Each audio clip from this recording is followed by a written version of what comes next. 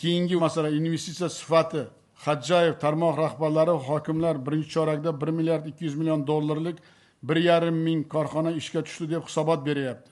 Takror aytaman, har bir yangi loyiha, har bir dollar sarmoya faqat va faqat qo'shilgan qiymat, yuqori daromadli ish o'rni va eksportni ko'paytirishga xizmat qilishi zarur.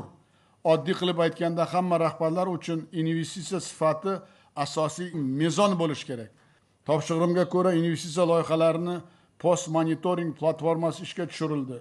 Soliq, bojxona, bandlik, kadastr, kommunal idoralar axborot bazasiga integratsiya qilingan ushbu platforma korxonalar faoliyatini 39 ta ko'rsatkich bo'yicha tahlil qilib beryapti.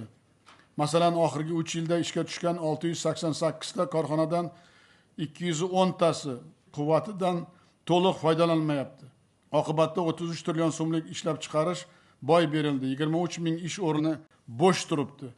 Hokimlarning investitsiya bo'yicha o'rinbosarlari urra qilib katta raqamlarni aytishni biladi. Mana ularning faoliyatiga beriladigan haqiqiy baho. Shuning uchun Xadjayev bosh prokuror o'rinbosari Qosimov 2 haftada 210 ta korxona kesimida yo'l xarita qilib, muammolar yechimi bo'yicha aniq muddat va mas'ullarni belgilasin. Hokimlarning investitsiya bo'yicha o'rinbosarlari 2 oy ushbu korxonalarga borib yotib olsin. Har kuni qaysi korxonada nima ish qilganligini platformaga kiritadi. Birinchi yarim yillik yakuni bilan ushbu korxonalarni oyoqqa turg'izmasa ishdan ketadi. Xadjayev, Qudratov tarmoq rahbarlari hokimlar bilan bu yil 53 milliard dollar xorijiy investitsiya olib kelish majburiyati olgan.